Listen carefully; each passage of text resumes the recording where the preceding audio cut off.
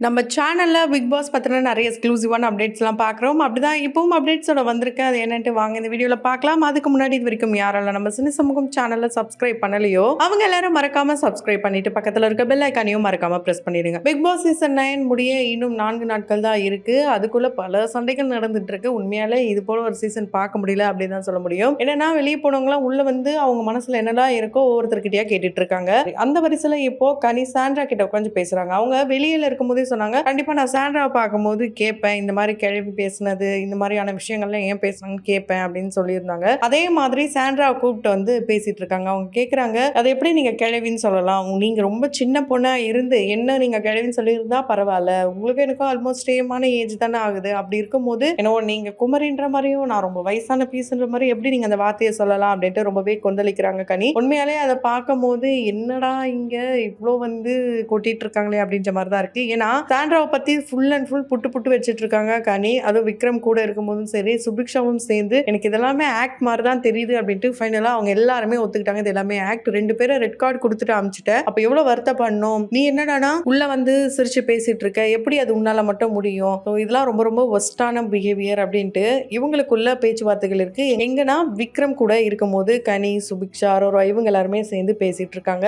அதுக்கப்புறம் தான் வந்து கனியும் சரி, சாண்ட்ராவும் சரி பேசும்போது அதுக்கு ஒரு விளக்கத்த குடுக்குறாங்க சாண்ட்ரா. இல்லங்க நான் வந்து சொன்னது தப்பு தான். எனக்கு புரியுது. ஆனா நான் ஒரு இன்டென்ஷனோட சொல்லல. அது ஒரு ஜாலியா வந்து பேசுவோம்ல, அந்த மாதிரி தான் சொன்னேன். மத்தபடி நான் உங்கள வந்து இதெல்லாம் சொல்லணுன்றதுக்காகலாம் சொல்லல அப்டின்ட்டு ரொம்பவே வருத்தப்பட்டு பேசுறாங்க. அப்பயும் வந்து இவங்க நம்பல. அது எப்படிங்க உடனே உடனே வந்து நீங்க நல்லவங்க மாரி பேச விருப்பம் இல்ல, சண்ட போட விருப்பம் இல்ல, இப்படி இல்ல, அப்படி இல்லன்னு சொல்றீங்க. அதுக்கப்புறம் வெளிய போயிட்டு பின்னாடி போயிட்டு மத்தவங்கள பத்தி எப்படி தப்பு தப்பா பேசுறீங்க அப்படின்ற மாரி கேள்வி கேட்க, உடனே டென்ஷன் ஆகுறாங்க. அதுக்கு என்ன விளக்கம் குடுக்குறாங்கன்னா, புரியுது. நான் வந்து எதையுமே வேணும்லாம் பண்ணல. என்னுடைய குழந்தைங்க மேல ப்ராமிஸ்ன்ட்டு இவங்க எல்லாத்துக்குமே அவங்களுடைய பேபீஸ் மேல ப்ராமிஸ் பண்றது மட்டும் தான் இன்டென்ஷனா வச்சிருக்காங்க. அது ரொம்ப பெரிய தப்பு. ஏன்னா அமித் கிட்ட பேசும்போது கூட இவங்க அவங்களுடைய பேபீஸ் மேல தான் ப்ராமிஸ் பண்ணுவாங்க. எதுக்காக இப்படி பொய்யான ஒரு விஷயத்தை இவங்க கிரியேட் பண்றாங்கன்னு தெரியல. முதல்ல ப்ராமிஸ் அப்படின்ற ஒரு விஷயம் வந்து மிகப்பெரிய விஷயம். அது வந்து எல்லாத்துக்குமே யூஸ் பண்ணா அதுக்கான வேல்யூவே இருக்காது. ஆனா சாண்ட்ராவ பொறுத்தவரைக்கும் ப்ராமிஸ மட்டும் பாட்டா போதும். நம்ம எல்லாம் வந்து சொல்லலாம், எல்லாம் பேசலாம், எல்லாமே செய்யலாம் அப்படின்ற மாதிரியான மனநிலையில சாண்ட்ரா இருக்காங்க. இன்னும் இந்த அம்மா திருந்தலையா? டிராமா தான்டா போட்டுட்டு இருக்கு அப்படின்ற மாதிரி தான் நேத்து கனி கிட்ட பேசும்போது இருந்தது. அதுவும் இல்லாம அந்த இடத்துலயும் பார்வதியை பத்தியும் பேசியிருக்காங்க கனி. அவங்க சொல்லும்போது எனக்கும் பார்வதிக்கும் செட் ஆகாது. நாங்க 2 பேரும் சண்டை போட்டுட்டு தான் இருந்தோம். அதுல எந்த ஒரு பெரிய விஷயமும் கிடையாது. ஆனா அவகிட்ட ஒரு உண்மை இருந்தது. எதுவா இருந்தாலும் டைரக்டா சண்டை போடுவா. எதுவா இருந்தாலும் டைரக்டா கேட்பா. உங்கள மாதிரி பின்னாடிலாம் போய் பேச மாட்டா. நீங்க பண்ணது ரொம்ப ரொம்ப தப்பு அப்படின்னு சொல்லும்போது ஆமா அப்படின்ற மாதிரி சைலண்டா இருப்பாங்க. அதுக்கப்புறம் எஃப்ஜே கூட நீங்க தானே ஒரு அக்காவாச்சு அப்படின்ற மாதிரி பேசும்போது இன்னும் டென்ஷன் ஆக ஆரம்பிக்கிறாங்க.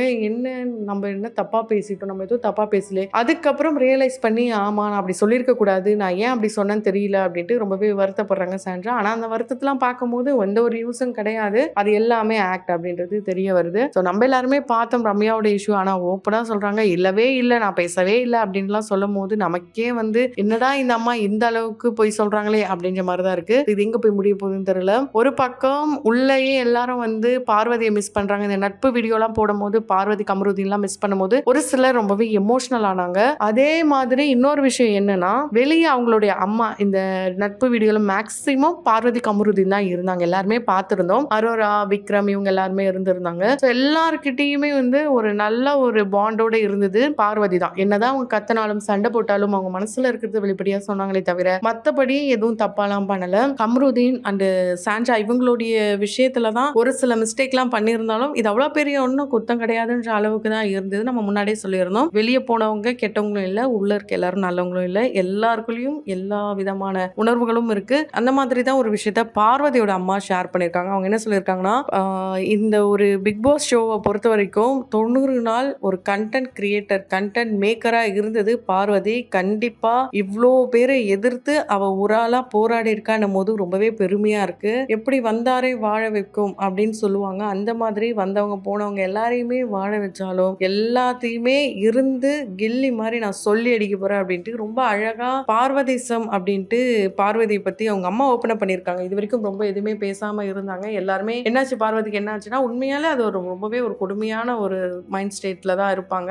உண்மையாலே அதுல இருந்து மீண்டு வரணும்னா அட்லீஸ்ட் ஒரு 1 மந்த் ஆச்சு ஆகும். அதுக்கப்புறம் தான் அவங்க பேசவே ஆரம்பிப்பாங்க. இப்போ அவங்க அம்மா பேசியிருக்காங்க. கூடிய சீக்கிரம் பார்வதி இதை பத்தி பேசுவாங்கன்னு எதிர்பார்க்கலாம். ஏன்னா பார்வதி பேசினா மட்டும்தான் என்ன ஏது நம்ம எல்லாருக்கும் தெரியும். ஏன்னா நம்ம எல்லாருக்கும் ஷோவை காட்டுறது மட்டுமே வச்சு நம்ம எல்லாம் முடிவு பண்ண முடியாது. கண்டிப்பா எல்லாத்தையுமே நம்ம வந்து தெரிஞ்சுக்கணும் அப்படின்னா கண்டிப்பா பார்வதி பேசினா எல்லாமே தெரியும். அண்ட் கமருதீன் பார்வதி சேரணும்ட்டு இப்ப நிறைய பேர் நிறைய கிரியேட் பண்ணிட்டு இருக்காங்க. உண்மையில அவங்க 2 பேர் சேர்ந்தா ரொம்ப நல்லா தான் இருக்கும். இருந்தாலுமே ஒரு பக்கம் இது வந்து அடுத்த லெவலுக்கு போகுமா, ஜஸ்ட் ஷோல பார்க்கும்போது நல்லா இருந்தது, லைஃப் லாங் அது இருக்குமா அப்படின்னா அது அவங்கள பொறுத்து. நம்ம எதுவுமே டிஸ்கஸ் பண்ண தேவையில்ல. நம்ம இதுல விமர்சனம் பண்றதுக்கு ஒண்ணுமே இல்ல. ஒவ்வொருத்தங்களுடைய பர்சனலையும் நம்ம டிஸ்கஸ் பண்ண ஆரம்பிச்சா அது நல்லாவே இருக்காது. அந்த மாதிரி தான் இவங்களுடைய லைஃபும் அது அவங்களுக்கே தெரியும் என்ன பண்ணணும் பண்ணக்கூடாதுன்ட்டு. அதை பத்தி நம்ம பேசுறத விட்டுட்டு அவங்களுடைய கெரியர் நல்லா இருக்கணும், அடுத்த லெவலுக்கு போகணும், இந்த ஷோ மூலமா அவங்களுக்கு கிடைச்ச இந்த கெட்ட பேர் அவங்களுடைய கெரியர் மூலமா நல்ல பேரா மாறணும். ஏன்னா ரெட் கார்டு கொடுத்து வெளியே வந்து எல்லாரையுமே ஃபேஸ் பண்றது ரொம்ப பெரிய விஷயம். இவங்களுக்கு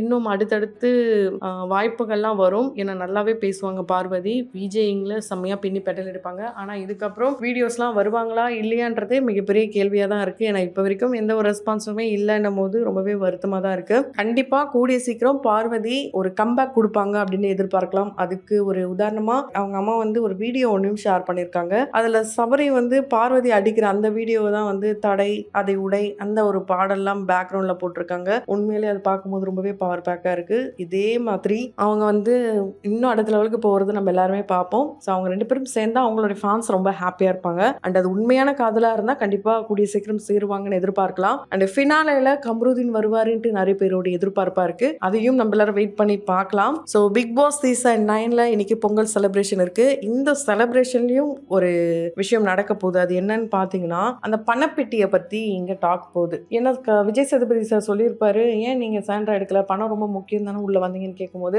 எனக்கு தோணலைன்னு சொல்லியிருப்பாங்க. ஆனா இங்கே உள்ள பிரஜன் கிட்ட அவங்க சொல்லும் போது நான் எடுக்கணும்னு நினைச்சேன், ஆனா உள்ள இருக்கவங்க என்ன சொல்லுவாங்கன்னு எனக்கு தெரியல, அதனால அவங்க கிட்ட நம்ம எதிர்த்து நிற்கணும் அப்படின்னு நினைச்சுதான் நான் எதுவுமே பண்ணாம இருந்தேன். மற்றபடி நான் கூடிய சீக்கிரம் வந்து என்னை பத்தி என்னெல்லாம் பேசினாங்களோ அதெல்லாம் இல்லைன்னு ப்ரூவ் பண்ணுவேன் அப்படின்ற மாதிரி ஒரு சில டாக்ஸ் எல்லாம் போயிட்டு இருக்கு. அது என்ன ஏது எல்லாத்தையுமே தொடர்ந்து வீடியோல பார்க்கலாம். அதுக்கு முன்னாடி யாரெல்லாம் நம்ம சினி சமூகம் சேனலை சப்ஸ்கிரைப் பண்ணலையோ அவங்க எல்லாரும் மறக்காம சப்ஸ்கிரைப் பண்ணிட்டு கூடவே பக்கத்துல இருக்க பெல் ஐக்கனையும் மறக்காம பிரஸ் பண்ணிடுங்க.